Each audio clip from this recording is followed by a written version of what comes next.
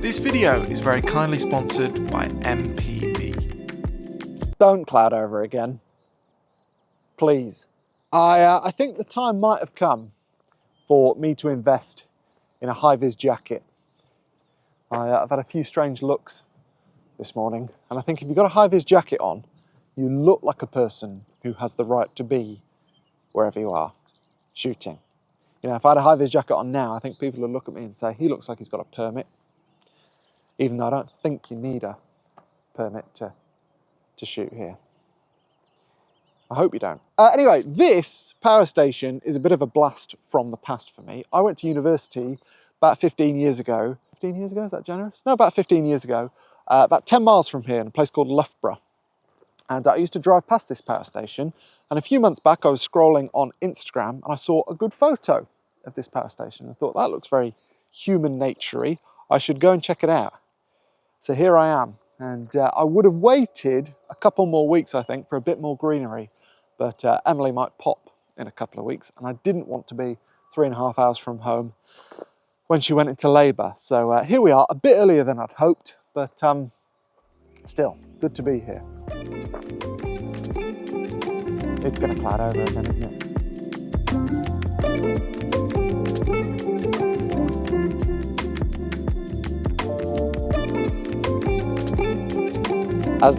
As many of you know, I love shooting in places like this. And no, they're not the most conventionally pretty places. In many ways, I'd much prefer to be spending my time in the mountains or in a forest or on a pristine beach. But there is something incredibly interesting about places like this, which are full of life, or at some point have been full of life. Kind of goes back to what I was saying the other week about if you only ever take photos in golden hour, that's kind of like being a portrait photographer who only ever photographs models, the prettiest people, but they're rarely the most interesting portraits. And I think in the same way, these kinds of landscapes, or whatever you'd call them, are often, to my mind at least, more interesting than the mountains and the forests and the beaches. Even though in lots of ways I would prefer to be walking in those places. Go back down there.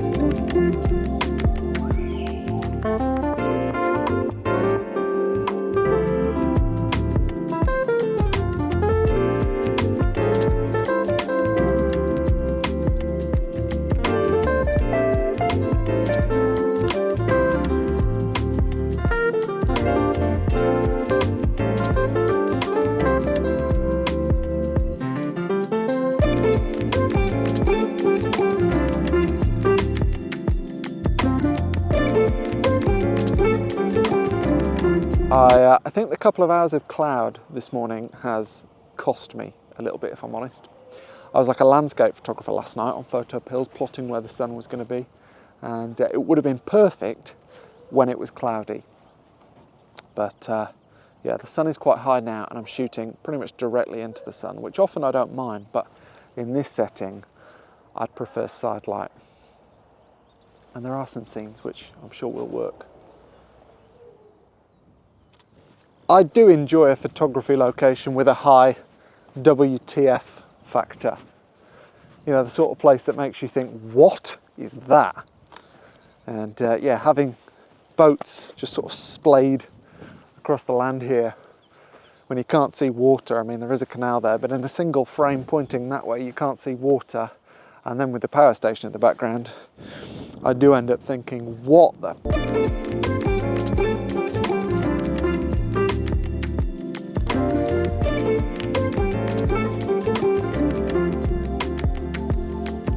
I've not taken a single photo today that doesn't have the power plant in the background, I don't think.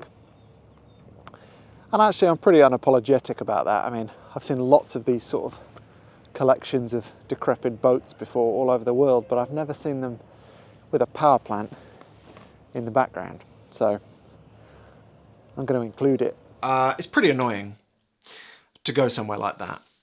Having made, as I have recently, this big song and dance about how golden hour in various ways is quite overrated.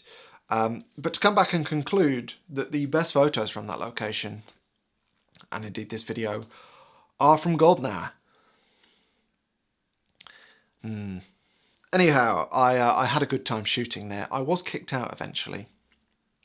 Should have had a high-vis jacket. Maybe it'd have helped.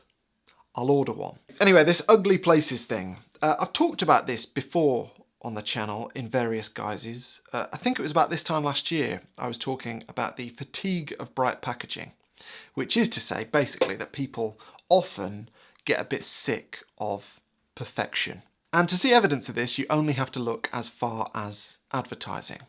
Often people switch off from advertising because things look too perfect. And to relate this to photography, if you were to go out to a perfect looking place, shoot it in a technically perfect way in perfect light, and you were to then clone out any imperfections, what you'd end up with, I think, is an invisible result. Because it would look too much like advertising, people wouldn't believe it and they'd switch off from it, which is not what you want as a photographer. Because real is really interesting, and I think the best example of this is probably YouTube, actually. And so I watch more YouTube than any other streaming platform or anything.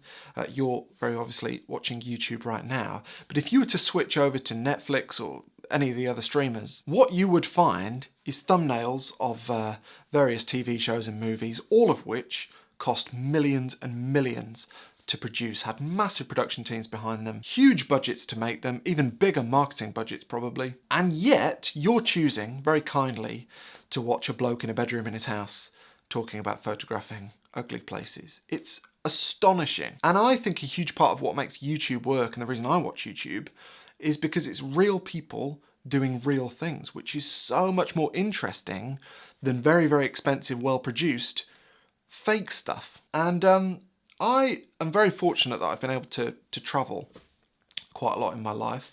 And as a result, people often ask me what my favourite places in the world are. And my answer differs based on the context of the conversation. So if we're talking about photography, I'll give one answer. If we're talking about food, I'll give another. Culture, I'll give another. Weather, I'll give another. But sometimes people will ask me the worst places I've ever been to. And my answer in that case is always the same. Tax havens. I've been to a number of tax havens, but Monaco is a good example of this. And if you don't know, Monaco basically is a principality, tiny, tiny little principality on the Mediterranean coast in the south of France. And basically, you don't pay income tax there. So lots and lots of very wealthy people pile into the apartment blocks there so that they can live there essentially tax-free. Seems a bit dodgy to me, but I'm not in that position. If I earned 50 million a year, let's say, in sort of a nomadic way, and I could choose where I lived and where I set up my company, I'd like to think I wouldn't live somewhere like Monaco, but I don't know. Ask me if that ever does happen. It's not going to, is it? But Monaco looks, to see photos of it and to visit it, it looks very, very nice, very classy. As I said, it's on the Mediterranean coast in the south of France. It's going to be nice, isn't it? But as human beings, we're very good at sort of picking up what a place feels like as well.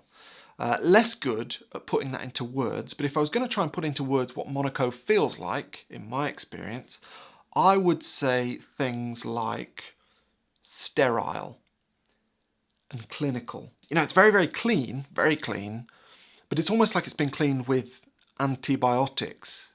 There's no dirt left, but there's not really anything else either. And I feel a bit bad saying this because it's not just very wealthy people in Monaco. There are people born and bred there. And like basically anywhere in the world, I'm sure the vast, vast majority of them are lovely people. So I do feel a bit bad besmirching their town. But I suppose what I'm saying, or what I'm trying to say badly, is as photographers, I think it's important to, yes, look at what a place looks like, but to also pay attention to what it feels like and whether or not it feels real. Because I think the Monacos of this world, and in my experience, the Instagram hotspots, the honeypot locations with the massive tourist car parks, the viewpoints, often these places, to some extent, they'll look real because they're real places, but they won't feel real in some ways.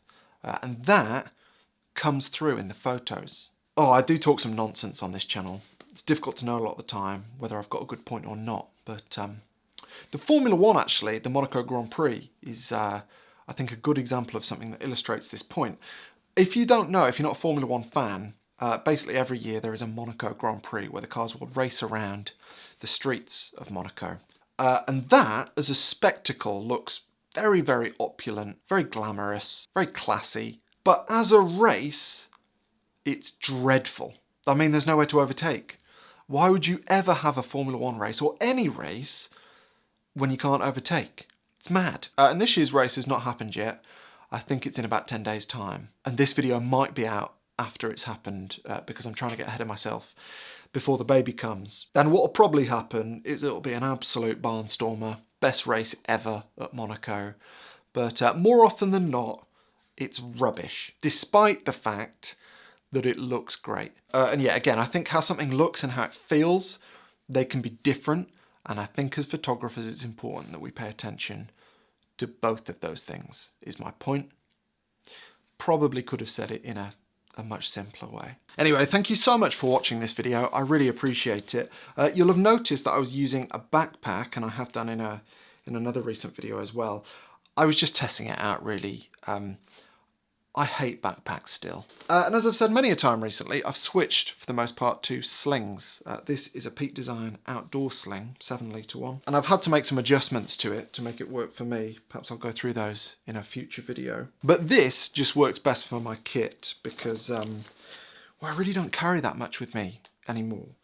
This is my camera with my little lens on it, the 35-70. And in my bag, I've got the 50mm if I want to restrict myself a bit more. I've got a DJI Pocket 3 to do some filming, and I've also got a DJI Action 5 for other filming.